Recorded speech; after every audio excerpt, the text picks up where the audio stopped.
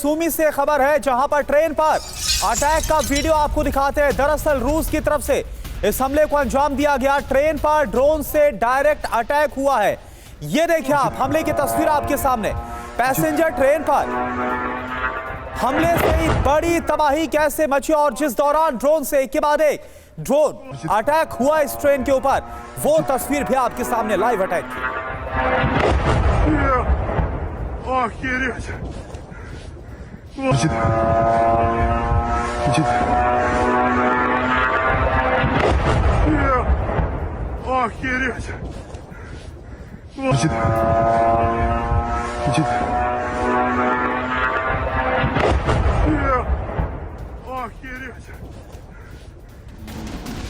और इस बड़े हमले के बारे में कुछ और डिटेल आपको बता दें। एक और अहम खबर, कीव जाने वाली ट्रेन पर रूस से ये अटैक किया गया है। यूक्रेन ने बनाई थी नई सैन्य यात्री ट्रेन, ये रूस की तरफ से कहा गया है। हथियार ले जाने में ये ट्रेन सक्षम थी, यानी रूस बताने की कोशिश कर रहा है कि आखिर एक ट्रेन को रूस की तरफ से क्यों निशाना बनाया गया। यूक्रेन की तरफ से ये नई सैन्य यात्री ट्रेन बनाई गई थी, जिसे निशाना बनाया है रूस ने, यह बताया गया।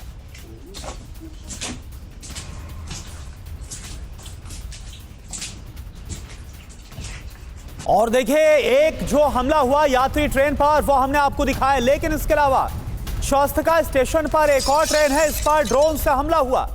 ड्रोन अटैक के बाद ट्रेन से आग की लपटें उठती हुई नजर आ रही है। ये देखिए आप, ट्रेन के सभी डिब्बे पूरी तरह से क्षतिग्रस्त हो गए, डैमेज हो गए हैं। तस्वीरें आप देख पा रहे हैं। तो यूक्रेन की 2 ट्रेन पर हमला किया गया। तो देखिए, बड़ी खबर क्या है इस वक्त की, कैसे रूस की तरफ से और ज्यादा आक्रामक हमलों को बढ़ा दिया गया है। पहली तस्वीर आपके सामने सूमी की, जहां पर यूक्रेन की यात्री ट्रेन पर जो हमला किया गया, ये ड्रोन आकर गिरता है। ये देखिए, बड़ा धमाका। यूक्रेन ने बनाई थी ये नई सैन्य यात्री ट्रेन, और इसके साथ साथ हमले में एक और जो ट्रेन है शोस्टका स्टेशन पर, यहां पर भी हमला हुआ, और इसके बाद कितना नुकसान उठाना पड़ा है, तस्वीरें आप देख पा रहे हैं।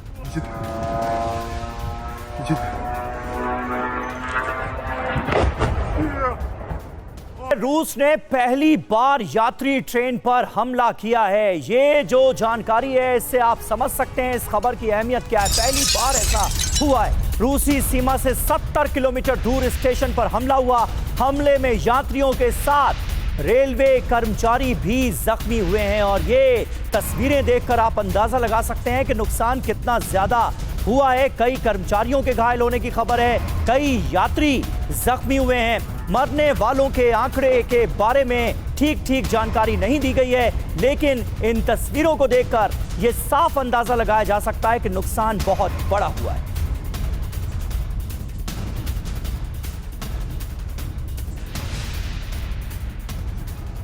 तो व्लादिमीर पुतिन का क्रोध भड़का नजर आ रहा है, गुस्सा नजर आ रहा है रूस का। सूमी में ट्रेन पर बम वर्षा हुई है। 3.5 साल में पहली बार ऐसा हुआ है जब किसी ट्रेन को निशाना बना दिया गया।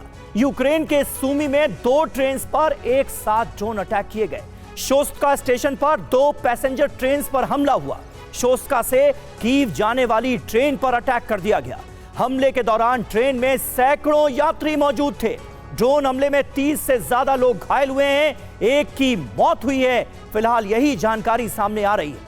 सूमी में पावर ग्रिड पर भी ड्रोन अटैक हुआ है। तबाही देखिए कितनी मची है। ट्रेन पूरी तरह से क्षतिग्रस्त हुई है, तस्वीरों में साफ नजर आ रहा है। कीव सूमी रेल रूट पूरी तरह से बाधित हो गया है, बंद हो गया है।